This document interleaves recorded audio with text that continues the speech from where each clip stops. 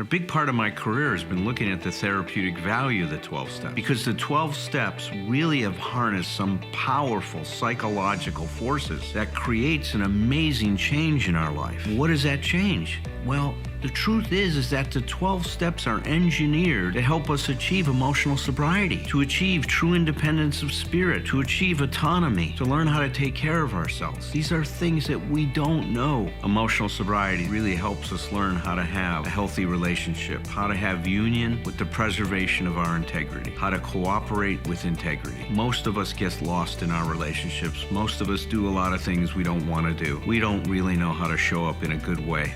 Emotional sobriety is about learning to have healthy relationships.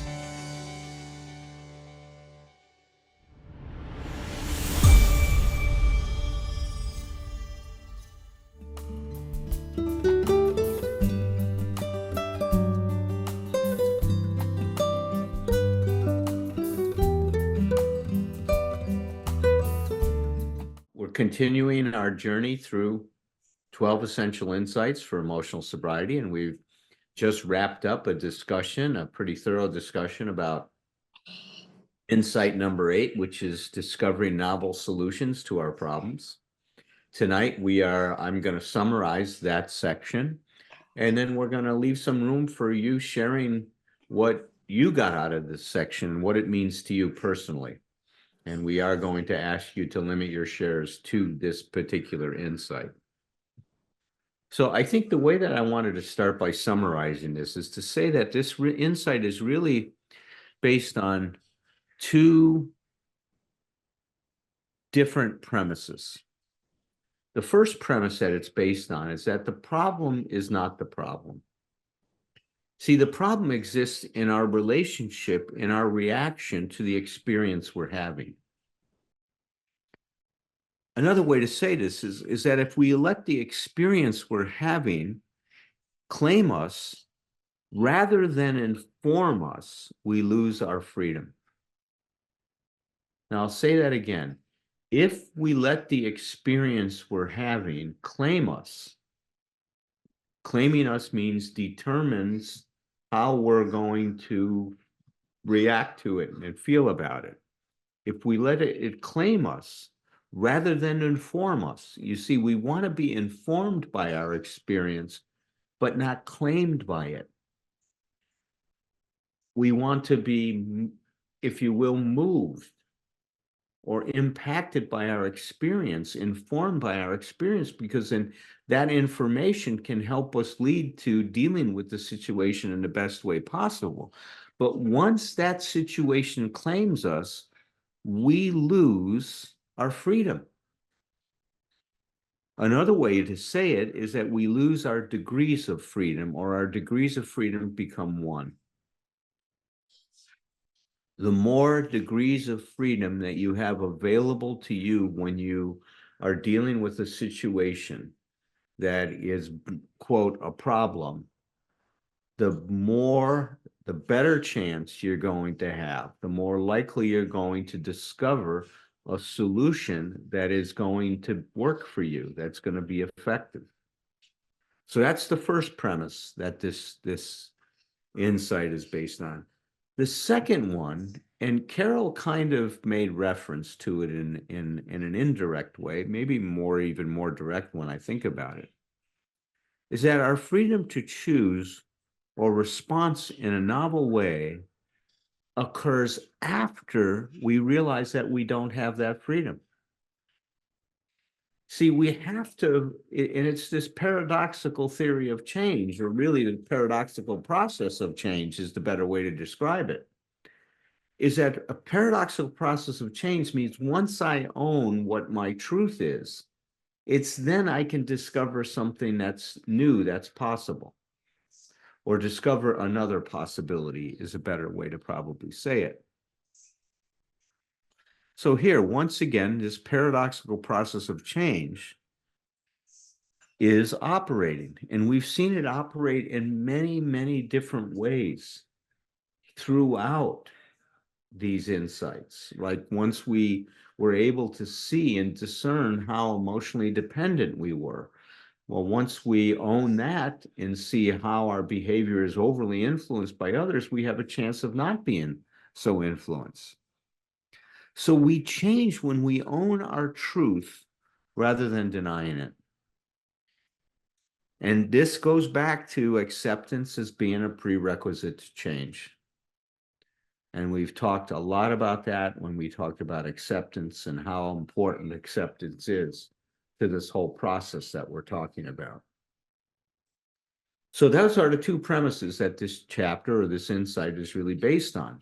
Now, what does it mean to discover a new novel, solution? And I said before, we have to realize that, oh my God, my behavior is so determined, I'm so stereotyped or rigid or fixed in my response to a situation.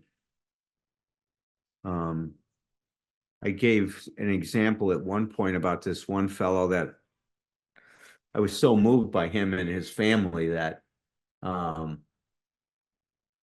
he wore a T-shirt to my workshop every week. I was doing speaking for the Torrance National Council on Alcoholism and Drug Addiction, and he wore this T-shirt that says, "Before you even ask, the answer is no."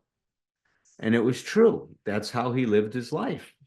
He was fixed in his ability to respond, meaning that everything was a no to him. His daughters knew it, his wife knew it, and before people even asked, they knew he was going to say no. That means that his behavior was so rigid and that there was no flexibility. So, of course, when his daughters wanted someone that would be more open-minded, who would they go to? Well, not their dad. I mean, they'd only go to their dad if they were looking for an excuse in terms of not doing something because they know he'd say no to it. And then they could go to their friends and say, well, I can't go. My dad won't let me. Great. Worked great for them in those situations. For the rest of the time, they went to mom. So one of the things that we want to have happen here is we want to develop more flexibility. We talk about our ability to respond. And our ability to respond, the greater the possibilities in our ability to respond, the more likely I am is to find the best possible response to the current situation I find myself in, or dealing with whatever current situation I'm being confronted by. That we talked about that, the different hemispheres of the brain determine different ways of thinking, different mental processes, and that you can hold both, if you will, a left hemisphere approach and a right hemisphere approach together. And in that space, you can oftentimes find or create something different. We talked about the pause as being so important if you're up against a problem and you have no idea, is to just sit on it for a while or even sleep on it, and how that our unconscious will work on those things. Now, the other thing is that I've advocated all along here is to take an experimental approach. Meaning try something on, and be absurd about it. Try the absurd opposite of what you would typically do in a situation and see what that's like and see how that feels. Sometimes in trying the opposite on, we discover that that's exactly what's needed. So with that said, I'll bring Roger and Tom in and see if they want to make any summary comments about this, and then we'll open this up to a discussion with our group. Tom, Roger, and Tom Potash, come on in and join. And if there's anything you'd like to throw in the hopper here, please do.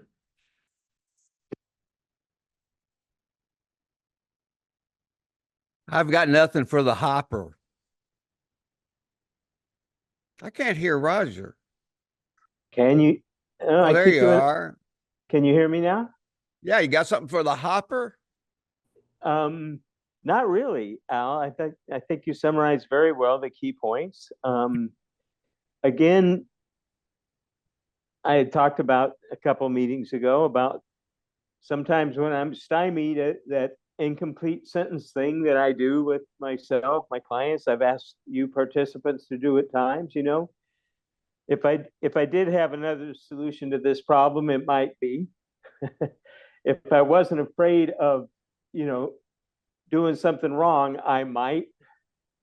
A solution that might be more effective is, and just write a few endings down, just spontaneous, uncensored endings. It can be a pretty good way, as Alan mentioned a while ago, to let our unconscious or subconscious knowledge come to the foreground more.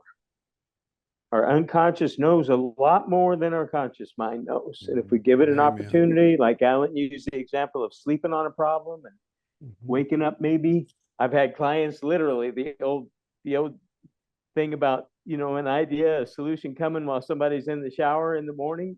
It happens, right? Because you're not thinking about it consciously. You've slept on it maybe, and boom, all of a sudden, a different idea comes to mind. So that's all I would add, Al.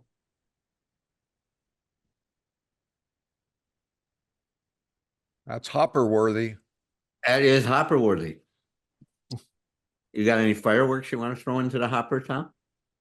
No, I'm listening to fireworks right now because Dee Dee's at the barn babysitting the horses, and if it gets loud here, I got to go take care of Lucas because he gets scared of the fireworks. And my tradition is I just cuss the hell out of people who use fireworks on 4th of July because they scare the crap out of animals.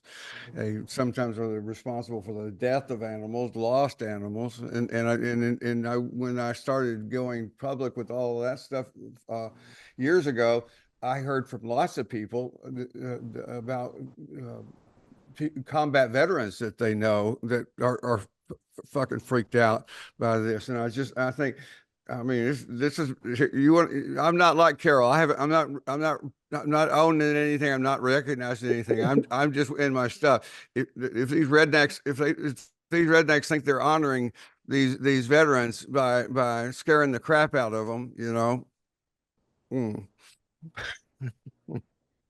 So anyway, I'm usually pretty grumpy on the 4th of July.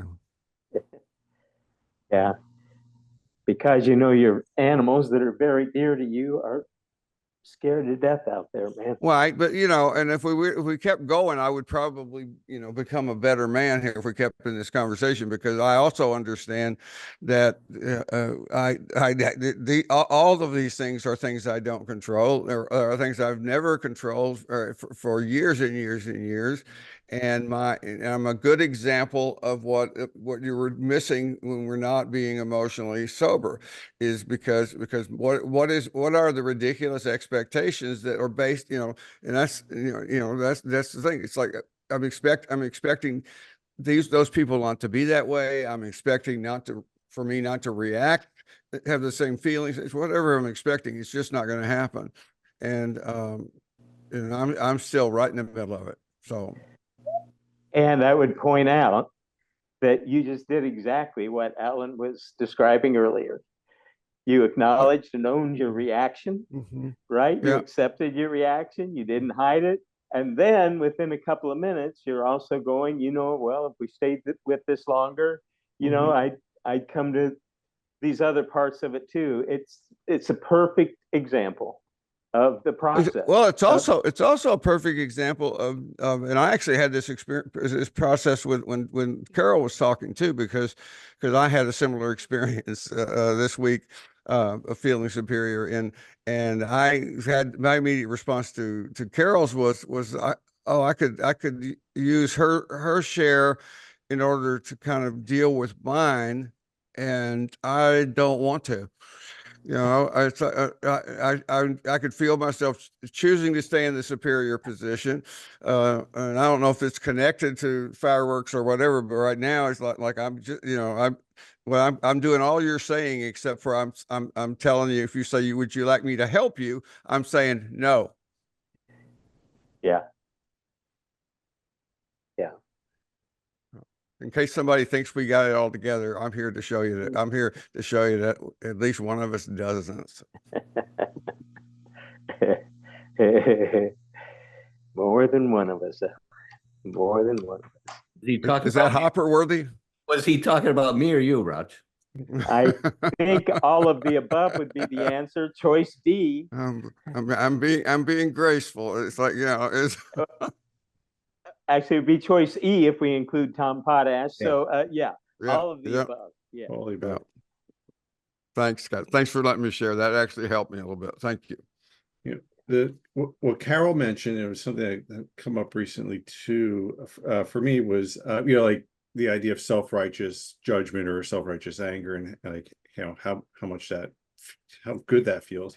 But also I've been guilty of self-righteous forgiveness. Like, oh, I'm the better person, I'll forgive you, right? Yeah. Think how spiritual I am. I think you're an asshole and you need to be forgiven. That's good, Tom. Letting go of that is a big deal. Yeah, self-righteous forgiveness, nothing like it, right? Yeah. The endless strategies and tactics of the ego is mine included is where I put that. Yeah.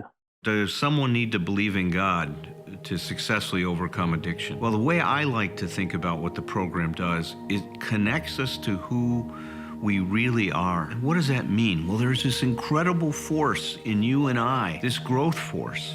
It's the force that moved us from crawling to walking. You wanted to take those first steps. And when you fell, and you fell a lot of times, you didn't let your failures stop you. You picked yourself up, you learned from it. And how many times did you fail before you walked? You failed as many times as you needed to. You see that force, I call it a biological imperative, a psychological imperative, a spiritual imperative. It's moving you towards wholeness. It's moving you to be what you can be. Just like in the acorn is all the information it needs to become an oak tree. In you is all the information you need to become you. Become a you that can cope with life and to deal with whatever you need to deal with to be okay. And that's what I'll talk about in my new book, The 12 Essential Insights for Emotional Sobriety.